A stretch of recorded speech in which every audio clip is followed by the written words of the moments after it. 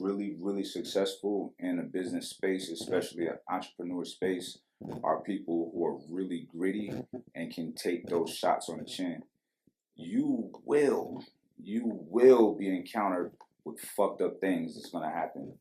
I don't know about you, Greg. You've been in business a lot longer than me, but me getting started and then starting to do bigger deals, and I'm like, yo, this is terrible. Like some of the shit that I encountered, but I never quit. There's different types of people in this world, and one thing that we're all gonna deal with is like difficulties in our task, trying to become successful.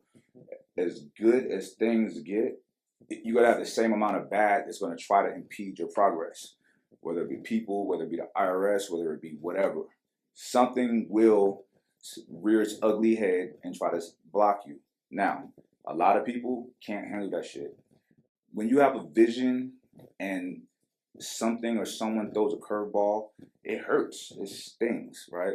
It's like your baby, and now I can't put my baby out there like I want to do it. So it really throws people off. They get really negative. They may get depressed. They may want to stop. They may want to just go back to their 9 to 5. That's fine. It's not for everybody to push through. But for those who can push through, like he said, the difference between those who really succeed and those who don't are the ones who, when they're faced with whatever these difficulties are, they're like, fuck it, I'm going to keep fucking pushing through. I'm going to keep pushing through because it sounds corny and cliche, but it's always sunshine after the rain. You know what I'm saying? Rain don't last that long. You got to know that, be aware of that. That's something you can take with you through everything in life. But in business, you cannot stop because things are not going right at the time because it's going to happen. I've dealt with it. I'm sure I'll deal with it again at some point. Me and one of my partners, man, we're good friends right now, but starting out, that shit was rough. There's a lot of money at stake on the table. Egos are fucking getting in the way. But my thing is, I'm a bottom line guy. I need to make this shit work. You gotta be smart. You can't be emotional. I use my gut a lot and do what feels right. But you can't deal with a lot of emotion when you're in business because you will get your feelings fucking destroyed. I got another one that I really like. This one's from Jermaine. It is, what if you have a product that fits multiple markets? Should you still focus on one or a little bit of each until one gets bigger than the other? So I will absolutely say that you should focus on one particular market. Even when it comes to like your traffic sources of getting people to your website, I would try and focus in on one particular traffic source and try and drive a ton of traffic that way. A great example of this I always use is the spices company Flavor Guy. They built up their Instagram to multiple millions of followers. I think they got over 2 million Instagram followers at this point. And instead of spreading their attention across 20 different social media platforms, they really focused in on Instagram and got really good at it and drove a ton of traffic to their website specifically from Instagram. They also knew that they were really connecting to the fitness segment. So instead of focusing on young professionals or construction workers or any other particular thing, they focused in on Instagram and the fitness segment, and were able to build multi-million-dollar, I'm assuming, business off of just that one particular market and that one particular social media platform. Even further than that, I mean, you can break the fitness segment up into smaller segments as well. So in the fitness segment, they even focused on people that do meal prep, and in them focusing on specifically people that do meal prep, they were able to kind of narrow it down even further within the fitness segment.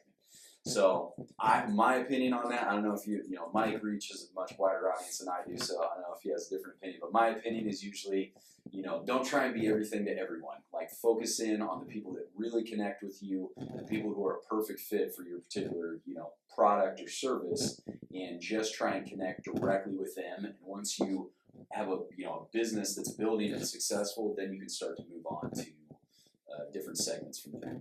I agree, but also if you catch on somewhere else, you got to ride that wave, fill the walls.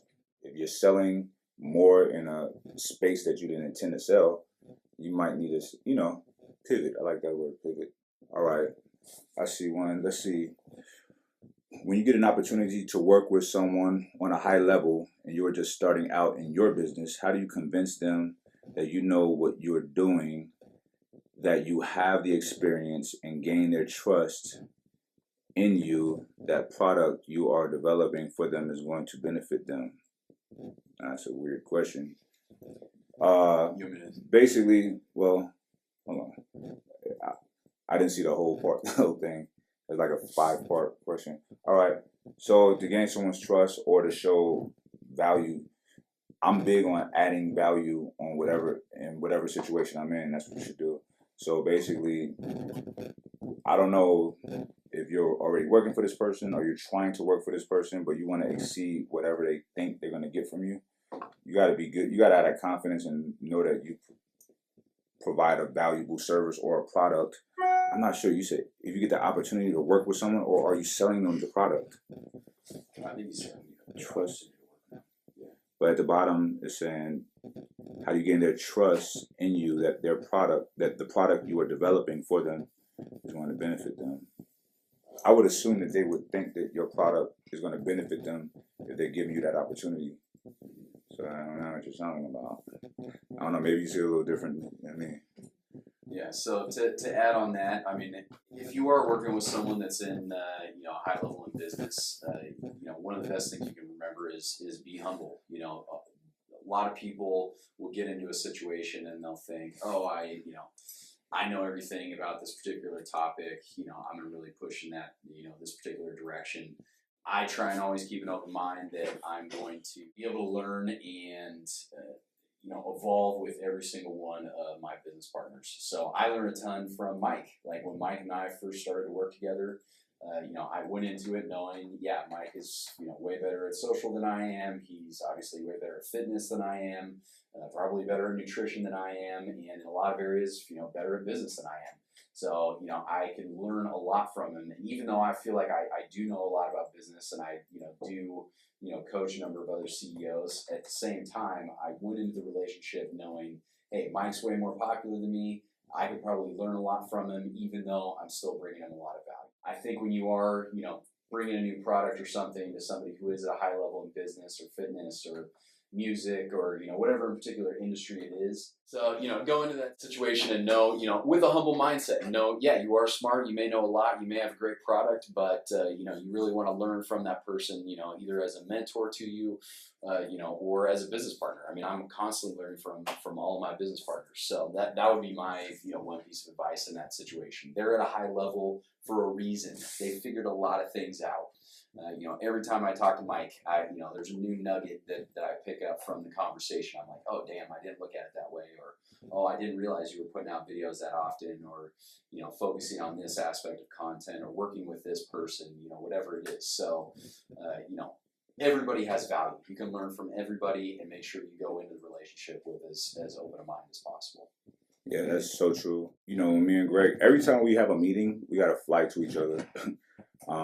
Because I really value him, and anybody out there that I've ever potentially done business with. If I didn't fly to you, that means I don't really give a shit.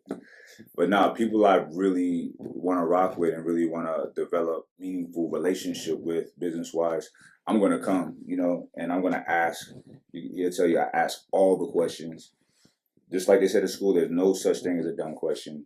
Some people learn differently. I gotta ask every single little question. So, and when you're working for this person and you're asking them questions, people like that. They like to feel needed, and it doesn't show that you know everything or you think you know everything. But like I said, overproduce whatever your role is. Do more. I don't care if you work at McDonald's. Do more, because what you're doing is you're making yourself important. You're not going to be the guy when budgets cuts are on the table. Your name is not even going to be in the conversation. Like, now we need him.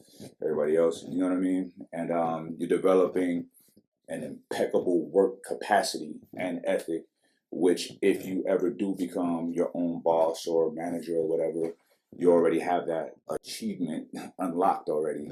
You know what I mean? So that's something that you definitely want to do. So develop. All right, so we got another one here. This is always a tough one. It's from Jonathan. What would you do if you had a business partner who wasn't putting as much into the business as yourself? That's always a tough situation. I've actually had business partners in the past that I've been in that situation with. I mean, one, I would definitely have a third party look at the situation and make sure that you are actually putting more into the business than the other person, because a lot of times you feel like you're working around the clock, and just because you can't see the other person doing it, you don't realize that they are actually working around the clock. But if you do, truly believe that you're putting more into the business than the other person, sit down with them and have a candid conversation and say, hey, I'm busting my ass 14 hours a day. I feel like you're, checked out after 6 hours and you're off doing, this, that, and the other thing. And, is there a way we can, tie part of the equity compensation into how much effort each of us are putting into the business? Or maybe I get an increased percentage of the profit because I'm the one putting the additional effort into the business. Like, sit down with them, have a real conversation with them. Maybe they don't even realize that they're not putting as much into the business as you are, and they step back and they go, oh, whoa, my partner is not feeling like I'm hustling as hard as they are. I'm gonna fucking double down at this point and put that extra effort into the business. So nothing is better than like sitting down and having like a real conversation with your partners and talking that out, because everybody always wants to make sure that the people that they're working with are putting in max effort, but those people may have other goals, other things that they're focused on, other value that they're bringing to the business, and you don't necessarily recognize it yourself unless you sit down and have a conversation with them. I don't know if you've ever been in that situation where you felt like you had a partner that wasn't putting in as much as you. I had some people rip me off, so yeah, that happened big time. But other than that, no, it hasn't happened.